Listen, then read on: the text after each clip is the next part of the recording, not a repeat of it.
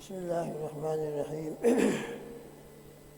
الحمد لله وحده والصلاة والسلام على من لا نبي بعده، ونشهد أن لا إله إلا الله وحده لا شريك له إلها واحدا أحدا صمدا لم يتخذ صاحبة ولا ولدا ولم يكن له كفوا أحد، ونشهد أن سيدنا وحبيبنا وسندنا ومولانا محمدا عبده ورسوله صلوات الله وسلامه على سيد الأولين والآخرين إمام الأنبياء والمرسلين قائد الغر المحجلين سيدنا محمد وعلى آله وأصحابه وأزواجه أجمعين، وبارك وسلم تسليما كثيرا كثيرا. أما بعد، فأعوذ بالله من الشيطان الرجيم. بسم الله الرحمن الرحيم. الحمد لله رب العالمين الرحمن الرحيم مالك يوم الدين، إياك نعبد وإياك نستعين، اهدنا الصراط المستقيم، صراط الذين أنعمت عليهم غير المغضوب عليهم ولا الضالين، آمين. رب اشرح لي صدري ويسر لي أمري واحلل عقدة من لساني. سبحانك لا علم لنا إلا ما علمتنا إنك أنت العليم الحكيم. اللهم انفعنا بما علمتنا وعلمنا ما ينفعنا، وتجاوز عنا ما كان في تلاوة القرآن وفي معانيه. إن الله وملائكته يصلون على النبي يا أيها الذين آمنوا صلوا عليه وسلموا تسليما. اللهم صل على محمد وعلى آل محمد كما صليت على إبراهيم وعلى آل إبراهيم إنك حميد مجيد. اللهم بارك على محمد وعلى آل محمد كما باركت على إبراهيم وعلى آل إبراهيم إنك حميد مجيد. جزا الله عنا سيدنا ونبينا ومولانا محمد عبده ورسوله. اللهم صل على سيدنا محمد وآله وصحبه وسلم بعدد ما في جميع القرآن حرفا، وبكل حرف ألفا ألفا ألفا. بسم اللہ الرحمن الرحیم. شروع کرتا ہوں میں اللہ سبحانہ و تعالیٰ کے نام سے جو بڑا مہربان نہایت رحم والا ہے. الحمدللہ رب العالمین. تمام تعریف اللہ جل جلالہ و عم نوالہ کے لیے ہے جو تمام جہانوں کا رب ہے. الرحمن الرحیم جو بڑا مہربان نہایت رحم والا ہے. مالک یوم الدین جو حساب کے دن کا مالک ہے، قیامت کے دن کا، بدلے کے دن کا مالک ہے. ایاک نعبد و ایاک نستعین. اے اللہ ہم تیری ہی عبادت کرتے ہیں، و ایاک نستعین اور تجھ ہی سے مدد طلب کرتے ہیں. اہدنا الصراط المستقیم. تو ہمیں سیدھے راستے کی ہدایت عطا فرما. صراط الذین انعمت علیہم.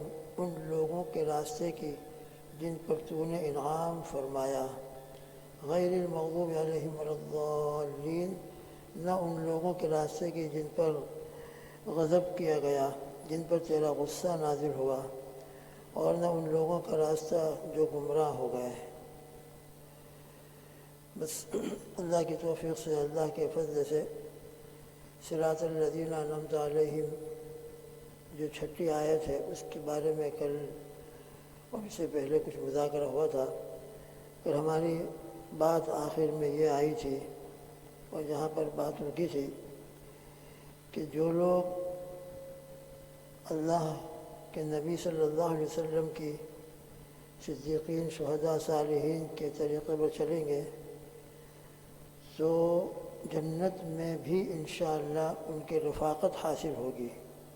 دنیا میں ان کی صحبت اختیار کریں، ان کی مجالس میں شرکت کریں، ان سے دین سیکھیں، اللہ کی معرفت حاصل کریں، سنت کا طریقہ اور سنت والی زندگی ان کے ذریعے ہم کو حاصل ہو، ہماری اصلاح ہو، قلب کے اندر سے تمام رذائل ختم ہو جائیں، دنیا کے اندر بہرحال ان کی صحبت سے یہ جو تمام باتیں، اس کے علاوہ جو باتیں ہیں وہ ہم کو حاصل ہو جائیں، تو دنیا میں اس صحبت کی برکت سے، ان کے ساتھ دنیا کے اندر محبت کی برکت سے، جنت کے اندر بھی اللہ تعالیٰ ان کی رفاقت عطا فرمائیں گے، اور جنت میں بھی انشاءاللہ ان کا ساتھ نصیب ہوگا۔ دنیا میں جیسے ہم ان کی مجلسوں میں شریک ہوتے تھے، انشاءاللہ جنت کے اندر بھی اس قسم کی مجالس میں انشاءاللہ شرکت کا موقع ملے گا۔ کتنی بڑی سعادت ہے۔ اور کل اولئک الذین ومن یطع اللہ والرسول فاولئک مع الذین انعم اللہ علیہم من النبیین والصدیقین والشہداء والصالحین، اس کا شان نزول ذکر کیا گیا تھا کہ ایک صحابی نے آ کر عرض کیا، یا رسول اللہ صلی اللہ علیہ وسلم، سب سے زیادہ مجھ کو آپ سے محبت ہے، نہ ایسی محبت اپنی بیوی سے ہے، نہ بچوں سے ہے، نہ دنیا کی کسی چیز سے ہے، بس آپ سے ہے۔ تو ابھی تو الحمدللہ مدینہ پاک کے اندر آپ ہمارے درمیان میں جلوہ افروز ہیں، گھر میں دل بے چین ہوتا ہے، آپ کی زیارت کے لیے دل تڑپتا ہے، تو مسجد میں پہنچ جاتا ہوں، آپ کی زیارت ہو جاتی ہے، دل کو قرار اور سکون مل جاتا ہے۔ حقیقت میں حضرات صحابہ کو اللہ کے نبی صلی اللہ علیہ وسلم سے ایسی ہی محبت تھی۔ یہ تو ایک صحابی کا تذکرہ ہے، ورنہ ہر صحابی اسی محبت کے اندر اور اسی محبت کے درجے کے اوپر تھا۔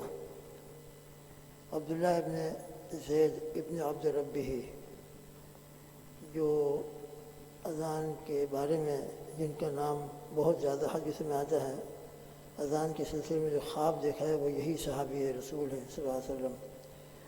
غالباً انہی کا واقعہ اور انہی کا تذکرہ ملتا ہے کہ جب حضور پاک صلی اللہ تعالیٰ علیہ وسلم کا وصال ہو گیا اور دنیا سے آپ پردہ فرما گئے، تو یہ کسی جگہ پر تھے، اپنے باغ میں یا اپنے کسی جگہ پر، وہاں ان کو خبر ملی تو ایسا صدمہ دل پر ہوا اور ایسا غم ان کے قلب پر طاری ہوا جو برداشت نہیں ہو رہا تھا،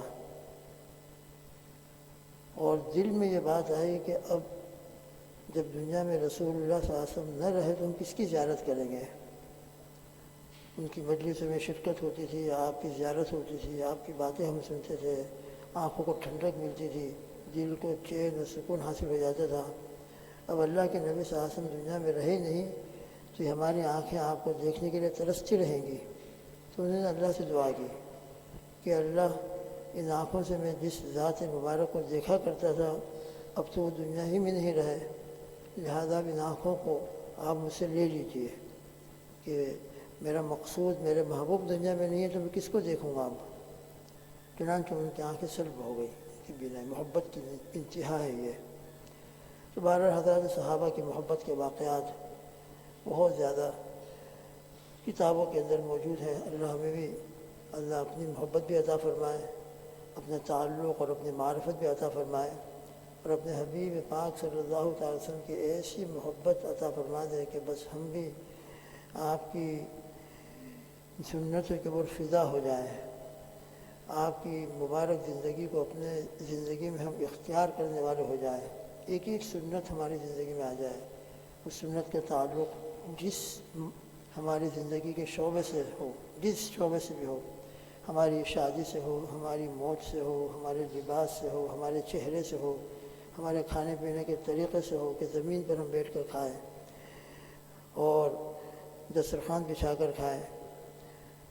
غرض ہے کہ ہر عمل کے اندر ہم اللہ کے حبیب صلی اللہ علیہ وسلم کی سنتوں کو اختیار کرنے والے ہو جائیں، محبت اللہ کے نبی صلی اللہ علیہ وسلم کے ہمارے دل میں سب سے زیادہ ہو جائے، اور ہونا بھی چاہیے، اس پر ہمارے ایمان کا دار و مدار ہے۔ لا یؤمن احدکم حتی اکون احب الیہ من والدہ وولدہ والناس اجمعین، تم میں سے کسی کا ایمان کامل ہو ہی نہیں سکتا جب تک کہ میں اس کے نزدیک، اس کے من والدہ، اس کے والدین سے، وولدہ، اور اس کے اولاد سے، اور تمام لوگوں سے سب سے زیادہ محبوب نہ بن جاؤں، تم میں سے کسی کا ایمان کمپلیٹ اور کامل نہیں ہو سکتا۔ لہذا سب سے زیادہ محبت ہم کو اللہ کے پیارے حبیب صلی اللہ علیہ وسلم سے ہونا چاہیے۔ اللہ کی محبت سب سے اوپر ہے، خالق و مالک اور ہمارے معبود برحق ہونے کے اعتبار سے جو محبت ہونی چاہیے وہ تو اللہ ہی سے ہے۔ اللہ کے سوا معبود ہونے کے اعتبار سے کسی سے بھی محبت نہیں ہے۔ باقی دنیا کے اندر جو اللہ کے بندے ہیں اور اللہ کے بھیجے ہوئے نیک مقرب بندے ہیں، ان تمام میں سب سے زیادہ محبت نبی کریم صلی اللہ تعالی وسلم سے ہونی چاہیے۔ ہمارے معاشرے کے اندر ہمارے والدین ہمارے بڑے محبوب ہوتے ہیں، ہمارے اولاد سے ہم کو بڑی محبت ہوتی ہے، بیوی سے ہوتی ہے، دوستوں سے ہوتی ہے، مگر یہ تمام محبتیں رسول اللہ صلی اللہ تعالی علیہ وسلم کی محبت کے نیچے ہو۔ سب سے ہائی لیول کی جو محبت ہے وہ اللہ کے نبی صلی اللہ علیہ وسلم کی ہونا چاہیے، اور اس محبت کی برکت سے اللہ ہم کو اطاعت بھی دے دے، اس لیے کہ جب محبت ہوتی ہے تو اطاعت اس کے لیے لازم ہے، اتباع لازم ہے، ان کی باتوں کو ماننا ضروری ہے۔ اپنے شیخ ہوتے ہیں، ہم ان کی باتوں کو کتنا مانتے ہیں، اپنے والدین ہوتے ہیں، محبت ہوتی ہے، کتنا ان کی احترام ان کی باتوں کو مانتے ہیں، اپنے استاد ہوتے ہیں ان کی باتوں کو کتنا مانتے ہیں۔ تو اللہ کے حبیب صلی اللہ علیہ وسلم تو سب سے اوپر ہیں، سب سے اعلیٰ درجے پر ہے، لہذا محبت بھی سب سے اعلیٰ درجے کی آپ سے ہونا چاہیے۔ تو دنیا میں یہ محبت ہوگی تو انشاءاللہ قیامت میں اور جنت میں آپ کی رفاقت نصیب ہوگی۔ اور ایک دوسری روایت میں بھی آتا ہے، المرء مع من احبہ، المرء مع من احبہ، انسان قیامت میں اور جنت میں ان لوگوں کے ساتھ ہوگا جن کے ساتھ محبت ہے، لہذا رسول اللہ صلی اللہ علیہ وسلم کے ساتھ محبت ہے، حضرات خلفاء راشدین، عشر مبشرہ، اہل بیت کرام، صحابہ کرام، اور پھر اس کے بعد علماء مشائخ اعظام، محدثین اور مشائخ اولیاء کرام، ان کے ساتھ محبت ہوگی تو انشاءاللہ ثم انشاءاللہ دنیا میں اس محبت کی برکت سے جنت میں ان کی رفاقت نصیب ہوگی۔ اور محبت کا تقاضا اطاعت بھی ہے، اتباع بھی ہے، فتشبہوا ان لم تکونوا مثلہم، لہذا اگر ہم ان کے جیسے نہیں بن سکتے تو کم از کم ان کی مشابہت اختیار کر رہے ہیں، اس لیے ہمارا چہرہ کمپلیٹ اللہ کے نبی صلی اللہ علیہ وسلم کے چہرے کے مطابق ہو جائے، مکمل چہرے پر نور ہمارا ظاہر ہو جائے، لباس نبی کریم صلی اللہ علیہ وسلم کے طریقے کے مطابق ہو، غرض ہے کہ ہر چیز کے اندر سنت کی اتباع ہو، تو انشاءاللہ یہ اتباع اور یہ مشابہت قیامت کے میدان میں اور جنت میں نبی کریم صلی اللہ تعالی وسلم اور اسی طرح صدیقین، شہداء اور صالحین کے رفاقت کا ذریعہ بنے گا۔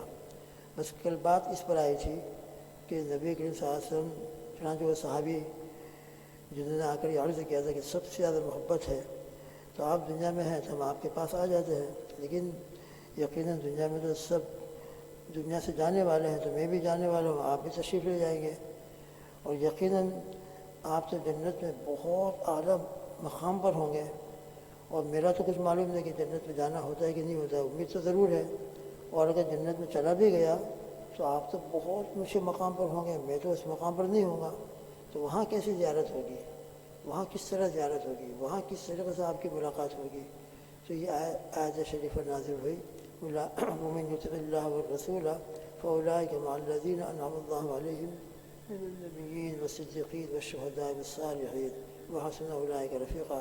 چنانچہ آیت شریفہ حضرت پاک صلی اللہ علیہ وسلم نے ان کو سنائی، نزول کے بعد وہ خوش ہو گئے۔ اب جنت میں رفاقت اور ملاقات کس طرح ہوگی؟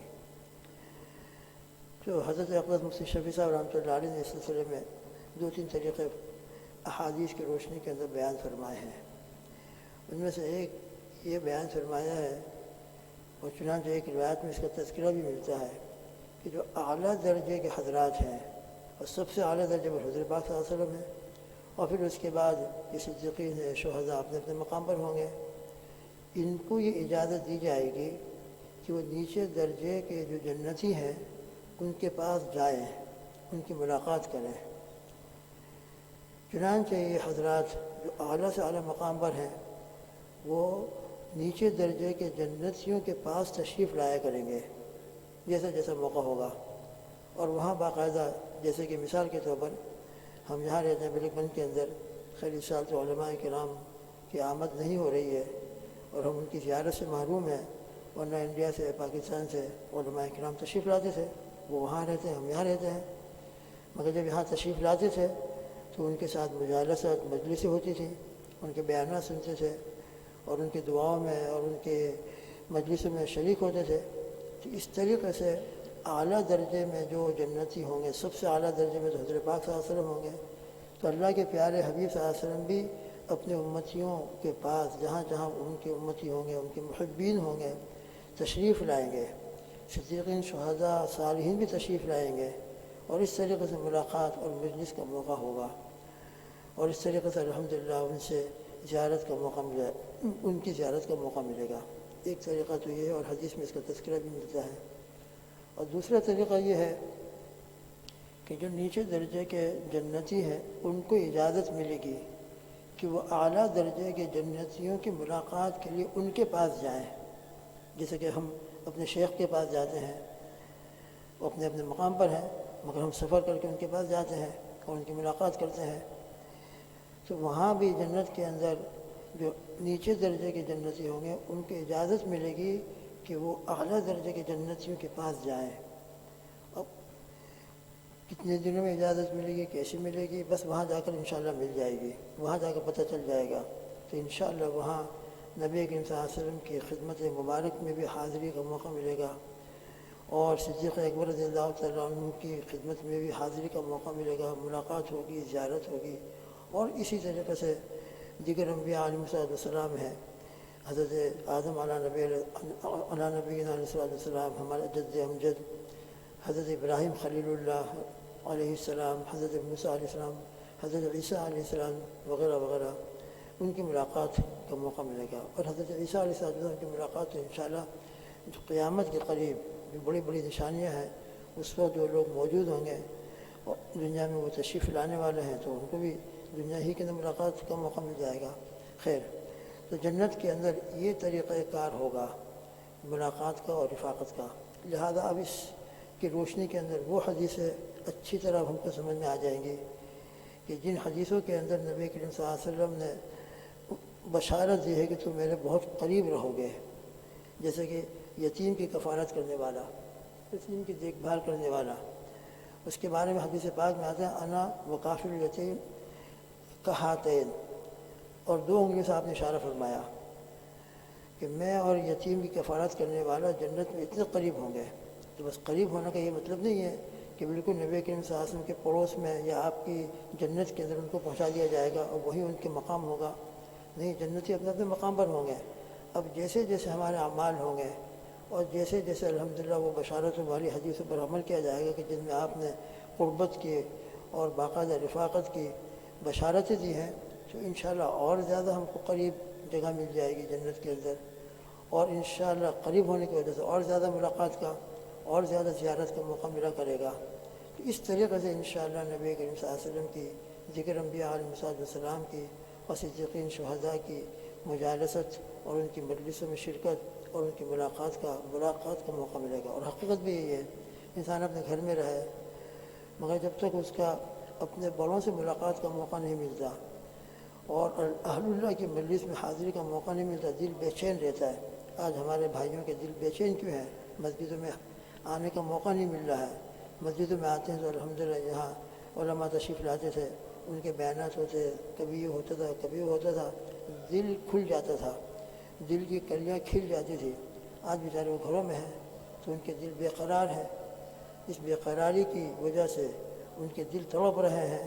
اللہ کرے وہ دن جلدی آئے کہ مسجدیں جو ہمارے لیے دنیا میں جنت ہے، یاد رکھیں، مسجدیں دنیا میں جنت ہیں، لہذا دنیا کی اس جنت میں ہم جتنا جماعت کے ساتھ نماز پڑھیں گے اور جتنا جماعت کی نماز کا اہتمام کریں گے، انشاءاللہ ثم انشاءاللہ اللہ اس جنت، دنیا کی اس جنت سے حقیقی جنت میں پہنچا دیں گے اور حقیقی جنت میں پہنچنے کا ذریعہ بن جائے گا۔ اللہ پاک ہم سب کو ان باتوں کا اہتمام نصیب فرمائے، نعمتوں کی قدر نصیب فرمائے اور اپنے کرم کا، اپنے فضل کا معاملہ فرمائے۔ حضرت اقدس مفتی احمد خان پوری صاحب دامت برکاتہم نے یہ ملاقات کے سلسلے میں ایک ظاہری مثال سے بڑی اچھی طرح وضاحت فرمائی ہے۔ فرماتے کہ آپ سفر فرماتے ہیں، سفر کرتے ہیں ٹرین کے اندر، فلائٹ کے اندر، ہمارے پاس سیکنڈ کلاس کا ٹکٹ ہوتا ہے، کچھ لوگ فرسٹ کلاس میں ہوتے ہیں، ایئر کے اندر بھی ہوتا ہے، ٹرین کے اندر بھی ہوتا ہے، مگر ہم باقاعدہ فرسٹ کلاس میں سیکنڈ کلاس کے ٹکٹ کی وجہ سے جا کر بیٹھ تو نہیں سکتے، اور مستقل اس میں بیٹھ کر سفر کرنا چاہیں تو وہ اجازت نہیں ہوگی، لیکن جب ٹرین چل رہی ہو تو اس درمیان میں اگر آپ تھوڑی دیر کے لیے اپنے سیکنڈ کلاس سے اٹھ کر فرسٹ کلاس میں چلے جائیں، سفر سب کا ایک ساتھ چل رہا ہے، ایک ہی ٹرین میں ایک ہی فلائٹ میں سب کا ایک ساتھ سفر ہو رہا ہے، مگر ٹکٹ سیکنڈ کلاس اور فرسٹ کلاس ہونے کی وجہ سے اپنے اپنے الگ الگ مقام پر ہیں، لیکن تھوڑی دیر کے لیے سیکنڈ کلاس والے فرسٹ کلاس والوں کے پاس چلے جائیں یا فرسٹ کلاس والے اٹھ کر سیکنڈ کلاس والوں کے پاس آ جائیں تو اس کی اجازت ہوتی ہے، اس کا موقع ہوتا ہے اور اس کے اوپر کوئی آرگیومنٹ نہیں ہوتا۔ تو جس طریقے سے ہمارا سب کا سفر فلائٹ میں ہو رہا ہے، ایک ساتھ ہو رہا ہے، ٹرین میں ایک ساتھ ہو رہا ہے، مگر سیکنڈ کلاس والے فرسٹ کلاس والوں کی ملاقات کر لیتے ہیں، فرسٹ کلاس والے کبھی کبھی ملاقات کے لیے سیکنڈ کلاس والوں کے پاس پہنچ جاتے ہیں، تو اسی طرح انشاءاللہ جنت میں سب ساتھ ہوں گے، مگر وہاں بھی درجات ہوں گے، جس طریقے سے یہاں ٹرین میں اور اسی طریقے سے فلائٹ میں اور دیگر مقامات میں درجات ہوتے ہیں، تو اسی طریقے سے جنت میں درجات ہوں گے۔ ہر جنتی اپنے اپنے مقام پر رہے گا اور اپنے اپنے جنت میں بے انتہا خوش ہوگا، ذرہ برابر بھی اس کے اوپر خوف اور حزن نہیں ہوگا۔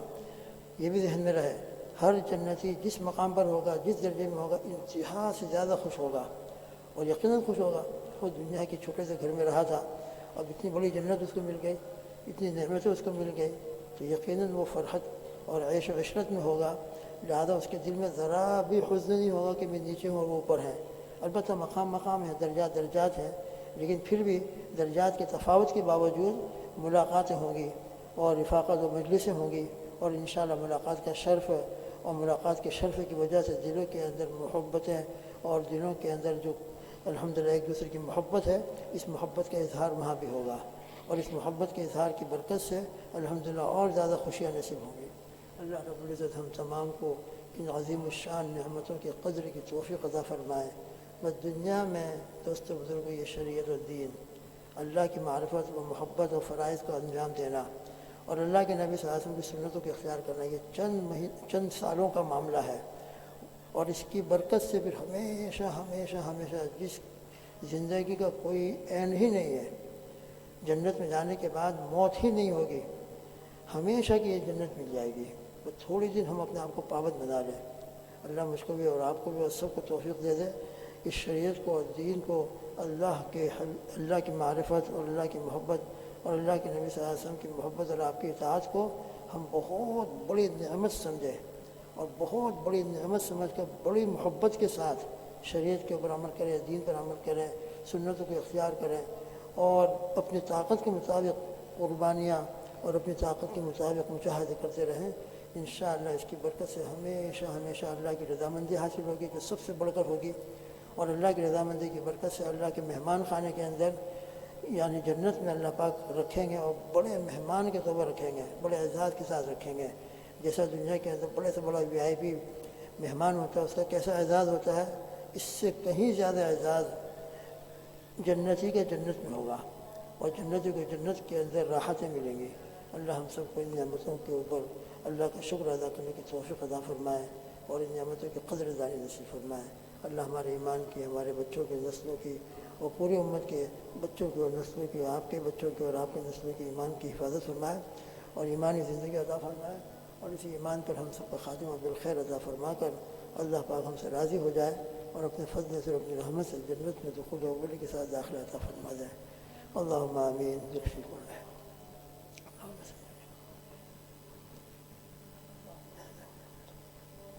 بسم اللہ الرحمن الرحیم، الحمد للہ رب العالمین، الرحمن الرحیم، مالک یوم الدین، ایاک نعبد و ایاک نستعین، اهدنا الصراط المستقیم، اهدنا الصراط المستقیم، اهدنا الصراط المستقیم، صراط الذین انعمت علیہم من النبیین والصدیقین والشہداء والصالحین وحسن اولئک رفیقا غیر المغضوب علیہم ولا الضالین۔ اللهم صل على محمد وعلى آل محمد كما صليت على إبراهيم وعلى آل إبراهيم إنك حميد مجيد۔ اللهم إنا نسألك بأننا نشهد أنك أنت الله لا إله إلا أنت الأحد الصمد الذي لم يلد ولم يولد ولم يكن له كفوا أحد۔ يا رب لك الحمد على نعمة الإيمان وكفى به نعمة، ولك الحمد على نعمة القرآن وكفى به نعمة، ولك الحمد على نعمة سيدنا محمد صلى الله عليه وسلم وكفى به نعمة، ولك الحمد على هذا الشهر المبارك وكفى به نعمة، ولك الحمد على النعم كلها ظاهرها وباطنها قليلها وكثيرها صغيرها وكبيرها. اللهم ما أصبح بي وامسى بي من نعمة أو بأحد من خلقك من نعمة فمنك وحدك لا شريك لك. اللهم إنك كما هديتنا إنا نسألك أن تثبتنا على الهداية وعلى الإيمان. فاطر السماوات والأرض أنت ولينا في الدنيا والآخرة توفنا مسلمين والحقنا بالشهداء والصالحين غير خزايا ولا ندامة ولا محزونين ولا مفتونين. لا حول ولا قوة إلا بالله. لا ملجأ ولا منجا من الله إلا إليه. حسبنا الله ونعم الوكيل. نعم المولى ونعم النصير. لا إله إلا أنت سبحانك إنا كنا من الظالمين. ربنا ظلمنا أنفسنا وإن لم تغفر لنا وترحمنا لنكونن من الخاسرين. لا إله إلا الله. لا إله إلا الله. لا إله إلا الله. نستغفر الله الذي لا إله إلا هو الحي القيوم ونتوب إليه. نستغفر الله الذي لا إله إلا هو الحي القيوم ونتوب إليه. نستغفر الله ربنا من كل ذنب ونتوب إليه. نسألك الجنة ونعوذ بك من النار. نسألك الجنة ونعوذ بك من النار. اللهم إنا نسألك من الخير كله عاجله وآجله ما علمنا منه وما لم نعلم، ونعوذ بك من الشر كله عاجله وآجله ما علمنا منه وما لم نعلم. اللهم إنا نسألك من خير ما سألك منه نبيك سيدنا محمد صلى الله عليه وسلم، ونعوذ بك من شر ما استعاذك منه نبيك سيدنا محمد صلى الله عليه وسلم، وأنت المستعان وعليك البلاغ ولا حول ولا قوة إلا بالله العلي العظيم. اللهم إنا نسألك برحمتك التي وسعت كل شيء أن تغفر لنا وأن تغفر جميع أمة محمد صلى الله تعالى عليه وسلم. اللهم يا واسع الفضل اغفر لنا ذنوبنا. اللهم يا واسع الفضل اغفر لنا ذنوبنا. اللهم يا عظيم يا عظيم يا عظيم أنت إلهنا لا إله إلا أنت. اللهم اغفر لنا الذنب العظيم فإنه لا يغفر الذنب العظيم إلا العظيم. اللهم اجعلنا من عتقاء شهر رمضان. اللهم اجعلنا من عتقاء شهر رمضان. اللهم اغفر لنا ولجميع أمة محمد صلى الله تعالى عليه وسلم. اللهم إنا نسألك الهدى والتقى والعفاف والغنى. اللهم إنا نسألك العفو والعافية والمعافاة الدائمة في الدين والدنيا والآخرة. اللهم اغفر لنا وارحمنا واهدنا وارزقنا واجبرنا وعافنا واعف عنا. اللهم إنا نسألك حبك وحب من يحبك وحب عمل يقربنا إلى حبك. اللهم اجعل حبك أحب إلي من الماء البارد ومن الأهل ومن المال ومن الناس أجمعين. اللهم إنا نسأل حبك وحب رسولك سيدنا محمد صلی اللہ علیہ وسلم. اے اللہ اپنے کرم سے، اپنے رحمت سے، اپنے فضل سے آپ نے جس طریقے سے ہم کو ایمان جیسے عظیم شان نعمت بلا استحقاق عطا فرمائی ہے، بلا استحقاق ہم کو حضور پاک صلی اللہ علیہ وسلم کی امت میں پیدا فرمایا. قرآن مجید جو آپ کا سب سے زیادہ محبوب کلام ہے، اے اللہ ہم کو عطا فرمایا. اے اللہ یہ ماہ مبارک رمضان مبارک عطا فرمایا. اس کے علاوہ نہ معلوم کتنی کروڑہ نعمتیں بارش کی طرح آپ کی ہم پر برس رہی ہیں. اے اللہ ان تمام باطنی اور ظاہری نعمتوں کے اوپر آپ کا شکر ادا کرتے ہیں، اور آپ سے بہت عاجزی کے ساتھ، بہت ہی گریہ و ظاہری کے ساتھ اور بہت ہی دل کے گہرائیوں کے ساتھ سوال کرتے ہیں کہ اللہ ان نعمتوں میں برکت عطا فرما، ان نعمتوں میں اضافہ و زیادتی فرما. یا اللہ ان نعمتوں میں ثبات عطا فرما، اور مرتے دم تک یہ نعمت قائم و دائم رہے. اے اللہ ایمان اور ایمانی اعمال قائم رہے، ایمان والی موت اور ایمان کی صفات والی موت ہم کو عطا فرما. اے رب ذوالجلال ان نعمتوں کے اندر خوب خوب برکت عطا فرما.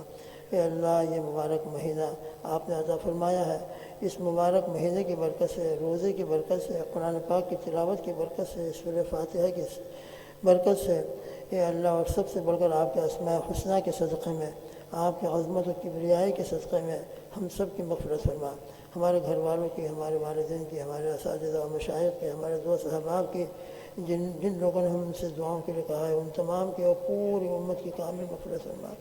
اے اللہ جو بیماری پھیلی ہوئی ہے، اے اللہ امید ہے کہ کچھ راحت ملے گی، مسجدیں کھلیں گی. اے اللہ کوئی ظاہری شکل نظر نہیں آ رہی ہے.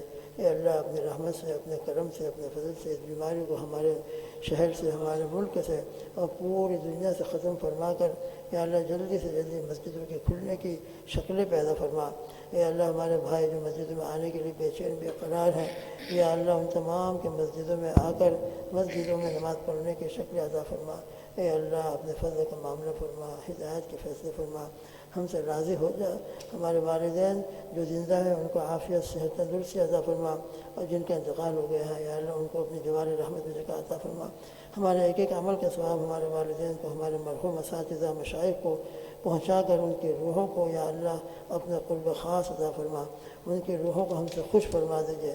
اللہم انا نسألک رضاک والجنہ ونعوذ بک من غضبک وسخطک والنار.